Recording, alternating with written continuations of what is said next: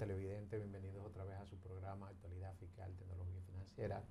En la tarde de hoy tenemos un invitado especial, tenemos al doctor Carlos Hernández, quien es abogado y sobre todo experto en materia laboral. Carlos, buenas tardes. Nicolás, un placer. Gracias por aceptar nuestra invitación, Carlos. Te decíamos que propicia tu participación para que oriente a los amigos televidentes sobre las novedades de nuestro Código Laboral, una legislación que tiene más de 30 años de antigüedad y al día de hoy como que está paralizado todo lo que es el proceso de negociación. Cuéntanos algo de eso, Carlos. Sí, ahora mismo hay un proyecto de reforma que el Poder Ejecutivo sometió al Congreso. Está en el Senado de la República. Fue un proyecto de reforma fruto de una larga negociación que empezó en octubre de 2013 con un decreto del presidente Danilo. Después se paralizó y hubo un diálogo tripartito en INTEC. Luego volvió y se paralizó, casi siempre con las cuestiones de las elecciones era que se paralizaba. Luego pasó al Ministerio de Trabajo. En ese entonces, ahí también se negoció, se volvió a retomar. Luego hubo el cambio con la pandemia y el ministerio asumió otra vez el proyecto. Y es lo que tenemos ahora. En las negociaciones anteriores fue más abundante. Fue el proyecto que se ha sometido al Congreso, un proyecto no tan ambicioso, que deja fuera muchas cosas, que en los diálogos que yo he hecho referencia se negociaron y como se resolvieron bajo el diálogo. Carlos, el anterior ministro de Trabajo, Luis Manuel Lecán, había comentado en varias ocasiones que todo lo relacionado con el Código Laboral tenía un consenso de más de un 95%, pero entonces, si estaba tan avanzado, no sabemos por qué ha tardado tanto entonces con el tema de la aprobación final. Sí, eso, lo que sucede es lo siguiente. Aquí se ha invertido la forma de legislar. Se ha sometido una pieza tan importante como un código de trabajo a un diálogo tripartito, cuando lo normal en todas partes del mundo es nombrar una comisión de juristas. Eso pasó, por ejemplo, con el Código Civil. Napoleón creó una comisión de juristas. Sí. El Código de Trabajo, el Código Trujillo del 51, el Trujillo nombró una comisión. El Código 92, Balaguer nombró una comisión y después se sometió, bueno, cuando Trujillo no hubo diálogo, pero cuando Balaguer sí se sometió, después de la comisión haber hecho el trabajo, se sometió a un diálogo. Pero aquí se ha hecho a la inversa y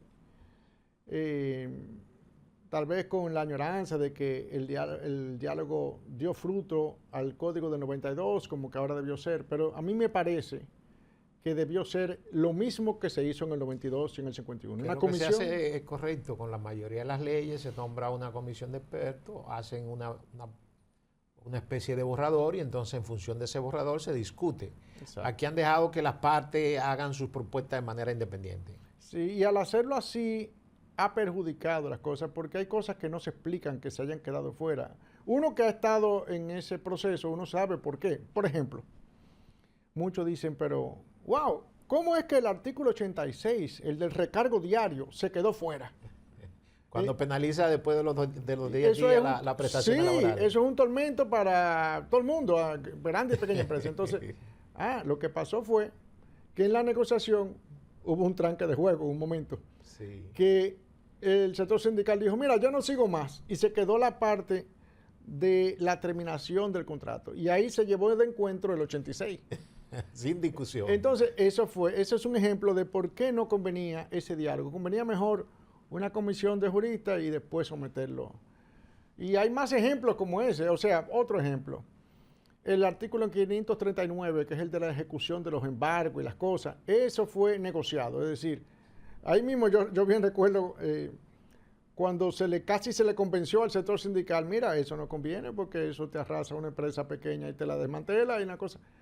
Y entonces va a haber desempleo. Sí, pero el razonamiento fue, no, sí, pero es que, bueno, ya fue tras bastidores, o sea, yo no te puedo ceder eso hasta que no negociemos la cesantía. O, no, si mal no me recuerdo, pero era una pieza de negociación, o sea, yo estoy, en otras palabras, yo estoy consciente que eso hay que modificar. Hay que modificar, pero yo no te lo voy a hacer. Tengo que negociarlo. Entonces, ese es el problema de haber presentado un proyecto de reforma al código, fruto de eso, que está cojo. Muchísimas cosas no se resuelven. La maternidad, por ejemplo, ahí se cambia donde dice ministro de Trabajo, donde dice secretario de Trabajo se pone ministro de Trabajo, donde se decía para ir por natal se va a poner licencia de maternidad. Que eso no Supongo que ahí se agrega, Carlos, la parte que se refiere a las semanas que se aumentaron, sí, producto de la resolución de la OIT. Sí, del convenio de la OIT, exactamente, sí. Pero que pudo haberse hecho más. O sea, y ese es el problema del método del diálogo. Yo creo que no debió ser, pienso, como decía, una comisión de expertos y después se le entrega el diálogo. Bueno, que recuerdo que en el 92 estuvieron en esa comisión de expertos Milton Rey, estaba Rafael Albuquerque, pasado vicepresidente, estaba tu padre también, que sí. Tanto, esos son, diríamos, los tres referencias en temas de asuntos laborales, ¿no? Sí, sí.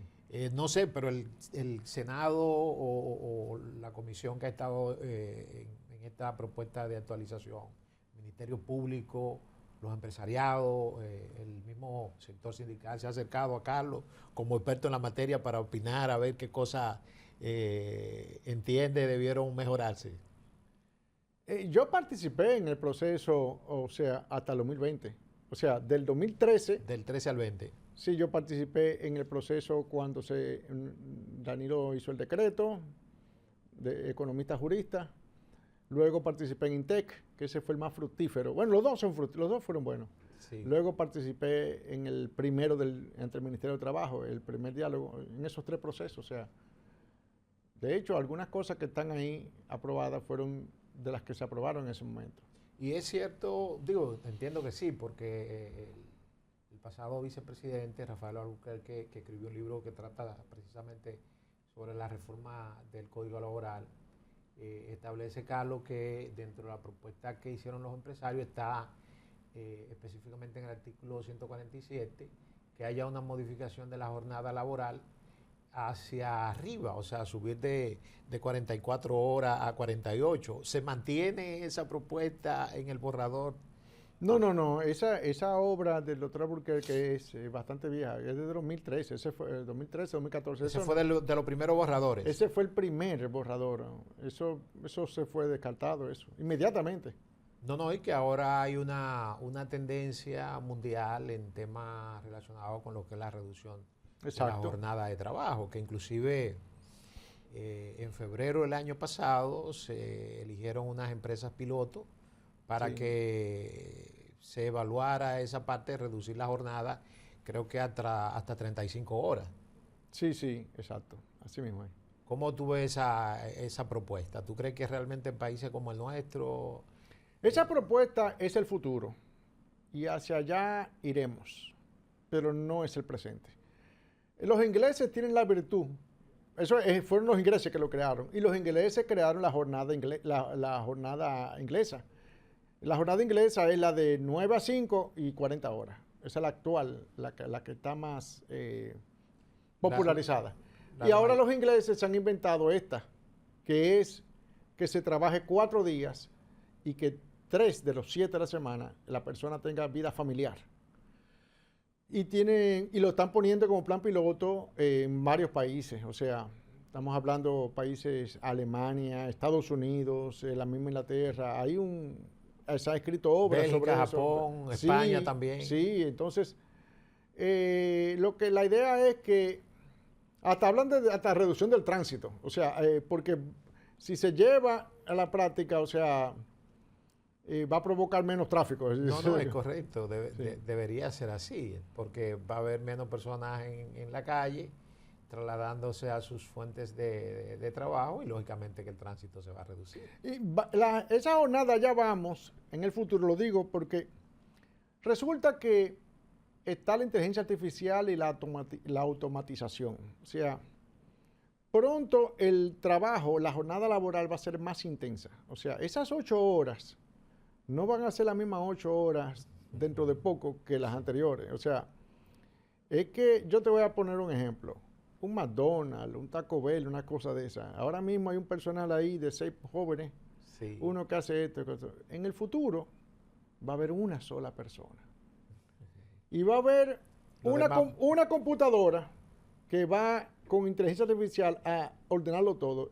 Y ese solo individuo va a tener que marchar al ritmo de esa máquina. Y esa intensidad que va a tener ese individuo va a requerir que él tenga los 3 días eso de descanso semanal. Porque es que él no lo va a aguantar. Y así eso se va a ir replicando en uno y otros sectores con la implementación de la convivencia entre el ser humano y esas máquinas, pero no aquellas máquinas del siglo XIX, de la fábrica, no. Estas son de los robots. Sí, los bots. Entonces, va a pasar que va a ser más estresante y la persona va a necesitar una jornada, un descanso más amplio. Eso yo pienso que vendrá, pero tal vez todavía no, todavía no creo que estamos en eso.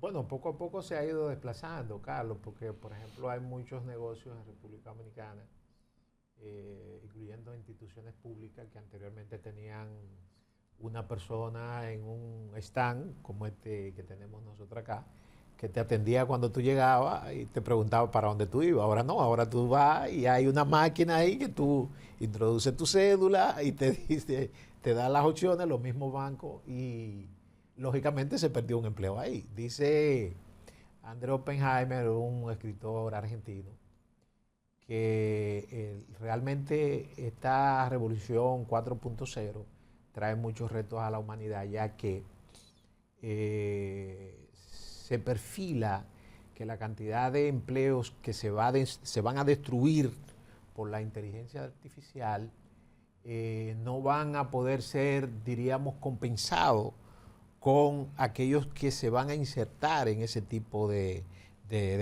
trabajo ahora con el tema de la automatización. ¿Crees tú que es cierto eso? Claro, yo creo que sí, va a ser así.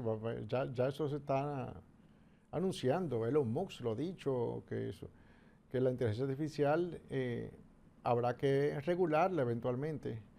Habrá que regularla al estilo la mecanización en la agroindustria en Estados Unidos en los años 50, que ellos le ofrecían al productor, mira, sí, te vamos a dar esta máquina, te la vamos a financiar y subsidiar para que recolecte maíz, pero tú tienes que comprometerte a mantener los empleados. O sea, porque el gobierno no quería un problema social. Un despido de empleados. Entonces habrá que llegar a acuerdos de ese tipo, es decir, habrá que ver cómo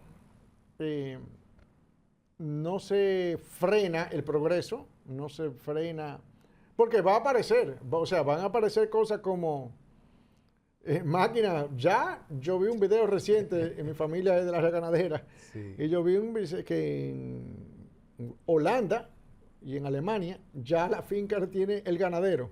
Ya no tiene nadie. Él tiene un app en la máquina aquí. Sí. Y hay unos robots. Que son los que hacen el trabajo, que ordeñan, que hacen todo. Todo. Y él lo controla desde aquí, desde su casa. Y él solo, ¿no? Él solo. No es que tiene dos ayudantes, no, es que ya es él solo. Entonces la máquina la hace en Austria y ya tiene peticiones en Chile y en varios países del tercer mundo. O sea que ya la cosa, mira cómo va. Va en serio. Entonces, como eso va, o eso viene, quiero decir, los gobiernos tienen que en un momento intervenir porque si no se le va a un caos. ¿Por qué? Porque los 20 empleados que tenía ese ganadero van a estar desempleados, ya están desempleados. Ya va a ser un problema. Entonces van a estar recibiendo subsidios de los gobiernos, que se le va, el presupuesto se le va. Eso hay que buscarle una solución. Carlos, sabemos que el tranque puntual en la reforma laboral radica en el tema de la cesantía. Nos gustaría que analizáramos contigo cuál es tu posición respecto a las diferentes propuestas que hay, tanto del sector sindical como del sector patronal, respecto a este tema. Pero quiero que lo veamos en el segundo bloque. Volvemos ahora.